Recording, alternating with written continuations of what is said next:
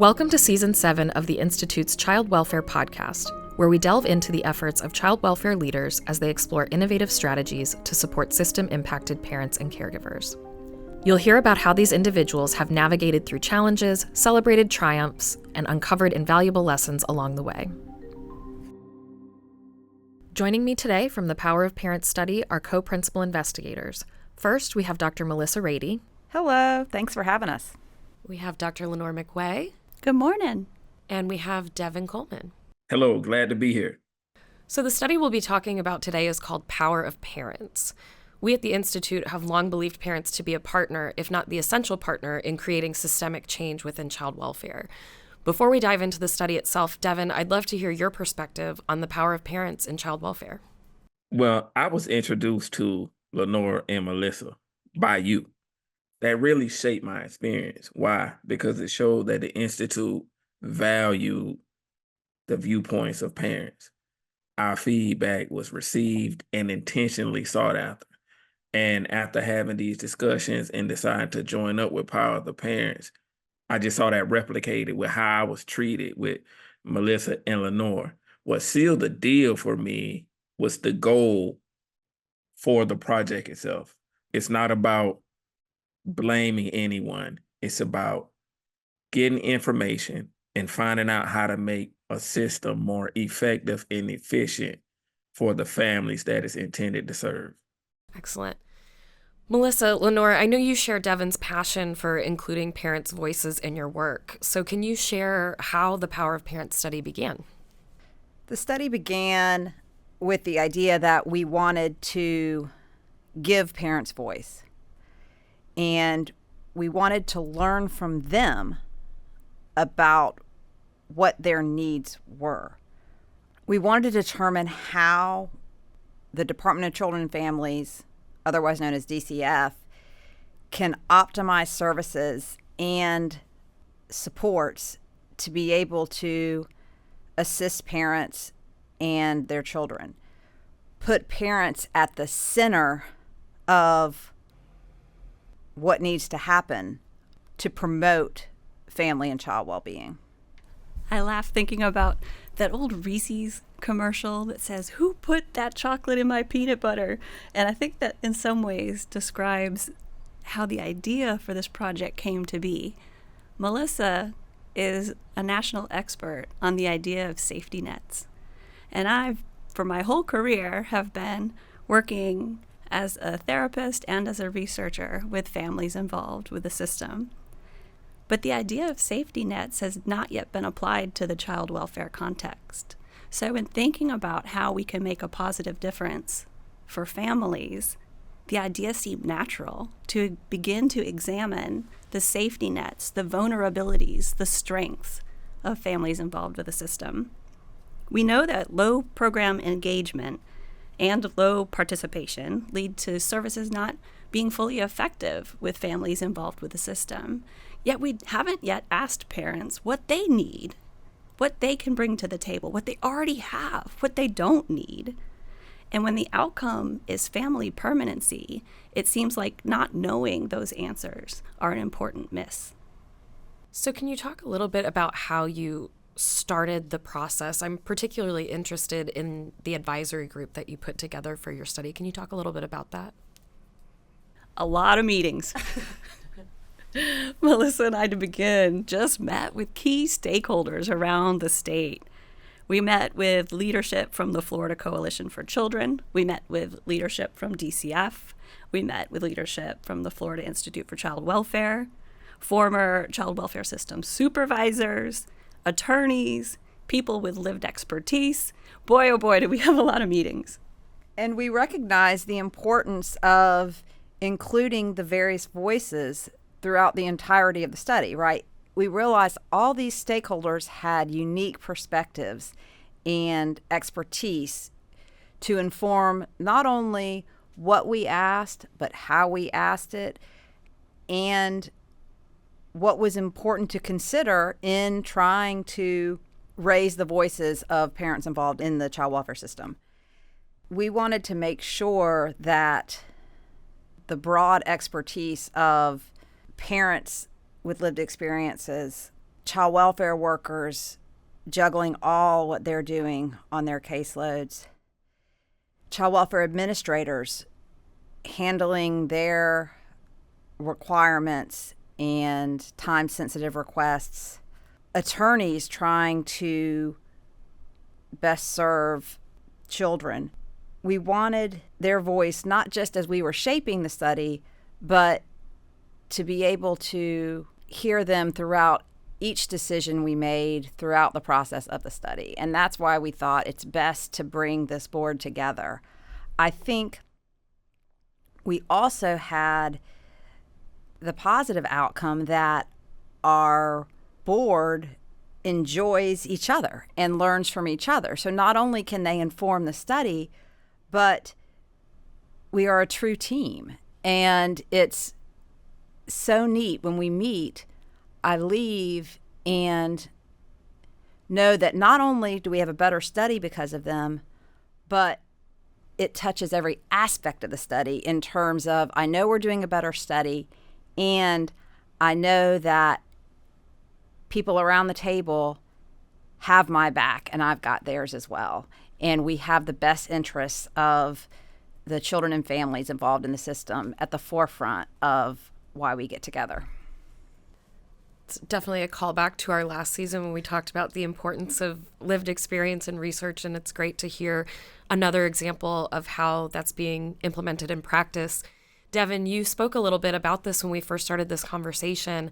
What has your experience been like so far as a member of this advisory board? What kind of activities have you been engaged in? How have you been able to contribute your expertise? So my experience has been excellent. And I'll tell you why. Because all of the commitments were laid out in the beginning. I clearly understood the purpose. I understood the time commitment. We discussed the people that we wanted to target to participate in the study. On the advisory committee, we had input on everything from the logo design to the question design. We talked about the interview phase.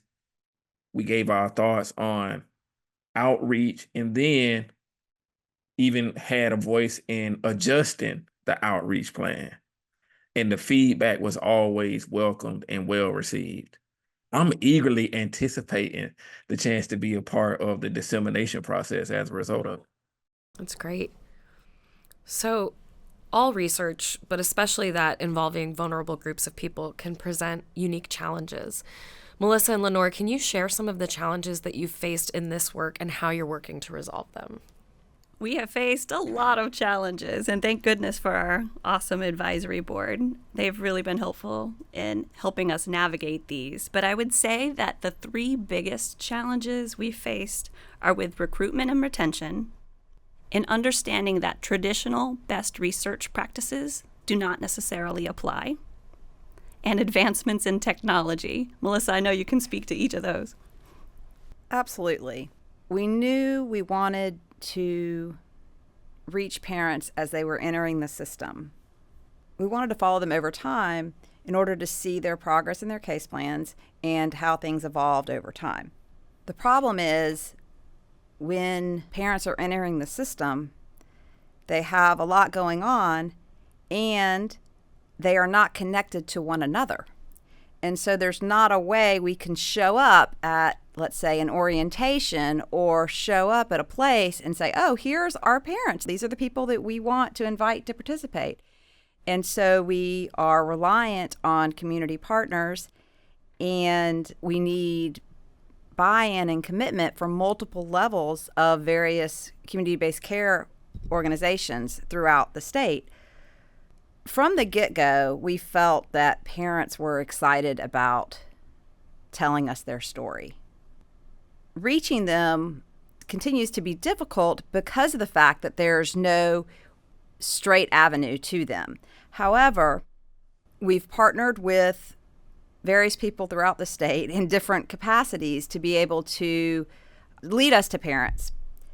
As is true throughout the entire child welfare system, people are very busy. And so prioritizing our study over other responsibilities is not what we want. We recognize the importance of child welfare service delivery, and at the same time, we want to be able to have access to the parents there. Melissa, you and I have talked about this a number of times, and Lenore as well, this idea that there's really not a roadmap for doing this work. It's incredibly challenging because of some of these barriers that you're talking about, right? I know in previous studies we've heard, well, you're from a big state university, you're just part of the system, right? So there's trust issues there. Or to your point earlier, maybe the case managers are well-intentioned but get super busy and they don't have time to pass along the study information. Or the parents themselves are just too busy to participate. So I appreciate that you've taken a truly multi-pronged approach in our conversations and in troubleshooting. You've been open to so many different avenues and so many different ideas. I think that speaks to what Lenore was saying about like traditional best research practices don't always apply here. Can you talk a little bit more about that? Yes, we've had to adapt.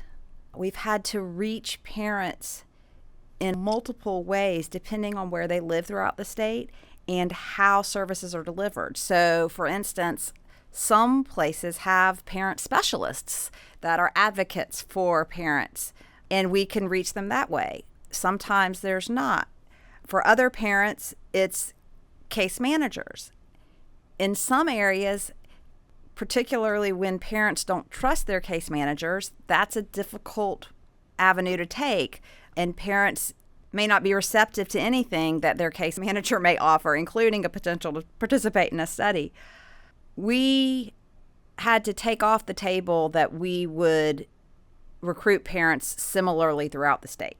We recognized that strategies were going to look very different depending on how services were delivered within a CBC, and there was even variation among some CBCs on how to best reach parents. What we learned early on is the important thing was for us to listen to the various folks at the CBC, explain what we wanted to do, and then gain their expertise on what's the best way to do that. One of the shining stars of this project is that people in community-based care agencies almost unilaterally valued the project. And so it wasn't the idea that we don't want to listen to parents.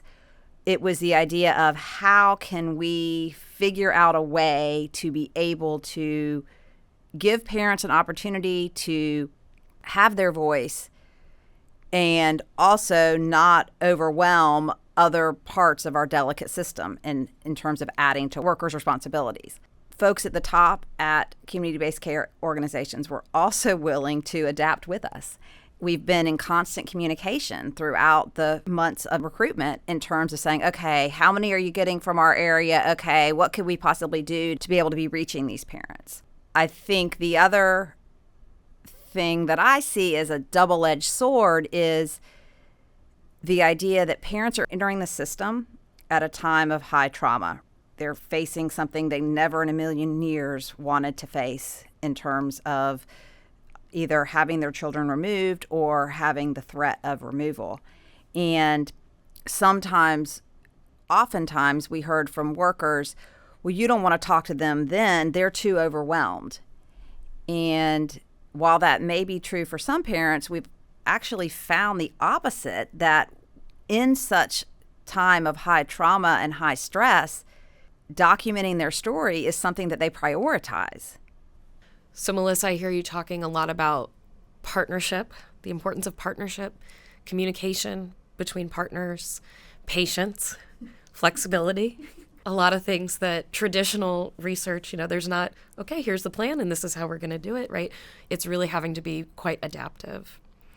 Lenore, you also mentioned issues with technology. Can you talk a little bit about that?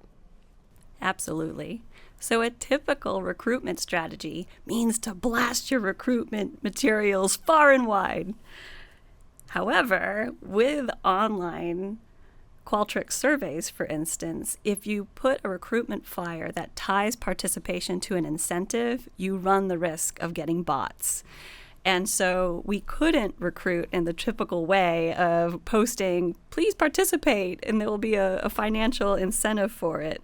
And even in instances where we haven't done that, we have certainly contended with bots. Melissa has spent hours getting geo-trackers in our Qualtrics survey and all kinds of ways to ensure that we have a real human participating. That's definitely something that we've experienced ourselves at the Institute, and I know how challenging that can be and how sometimes it feels like a necessary risk to take to make sure that you're reaching the people as broadly as you can to get to them. So I appreciate the effort that goes into cleaning up all the responses that may not be real. I know we've spent a lot of time together troubleshooting some of the issues that you just talked about, but I've also had a number of conversations with both of you about how much you enjoy working with and learning from the parents on this project, both those on the advisory board like Devin, as well as the participants. Can you share a little bit about that with us?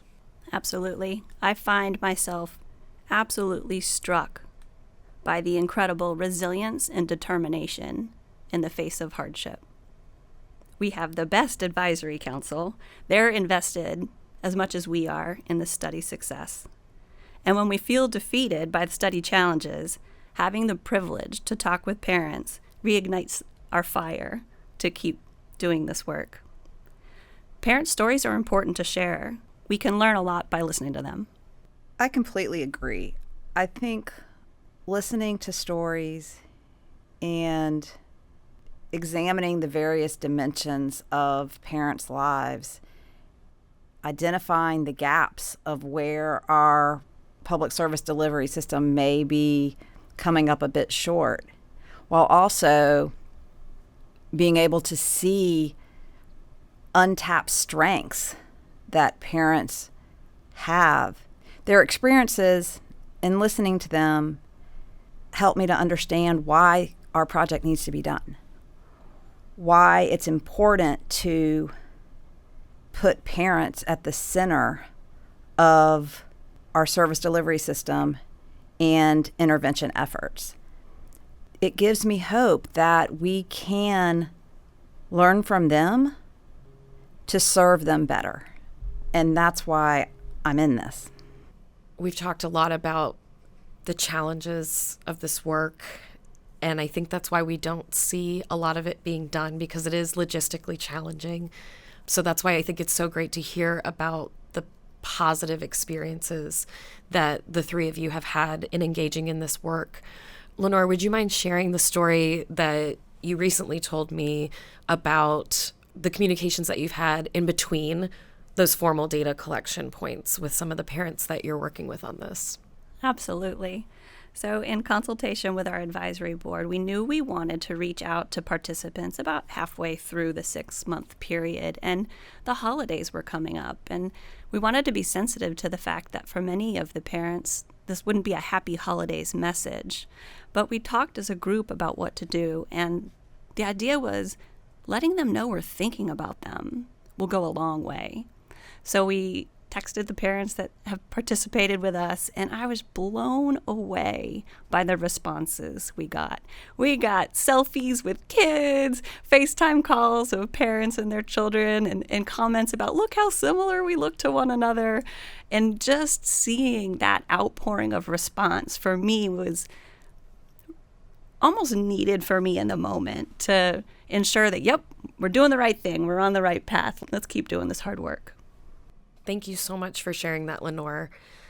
To wrap up, I'd like to ask each of you, regardless of what you find with this study, what do you hope comes out of the Power of Parents study? Devin, I'll start with you. So a few things I want to come out of the Power of Parents study.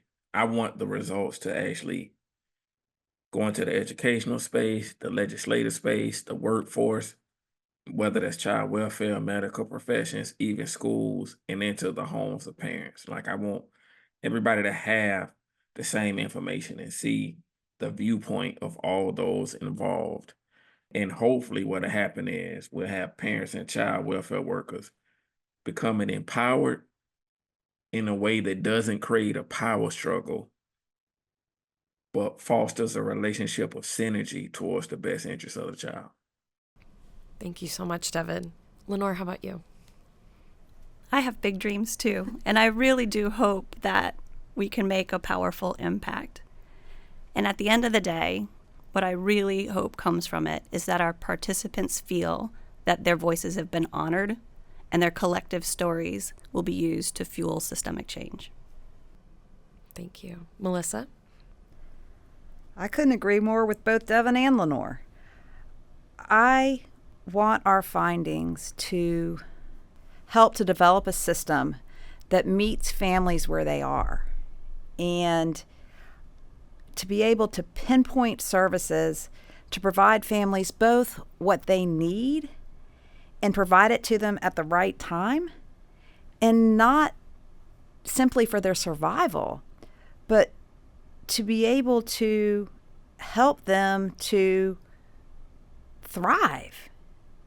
We're in a new era. We're in a new time, and we're evolving, and we have the opportunity to evolve together. I like that.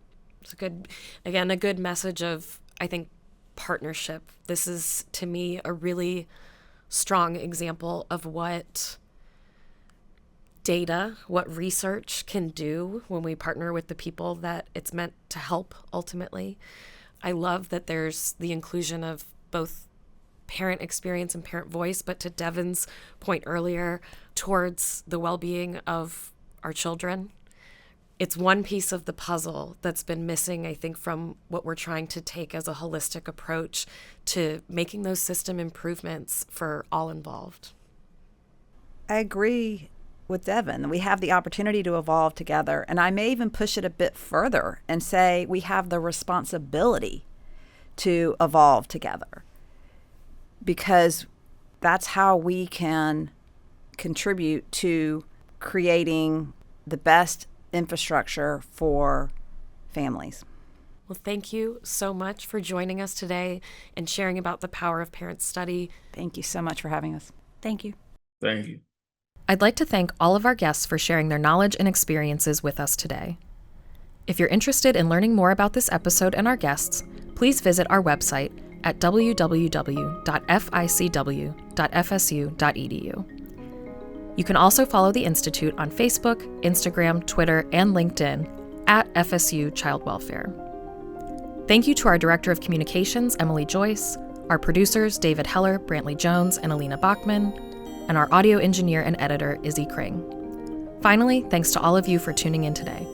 I'm Dr. Lisa Magruder for the Florida Institute for Child Welfare.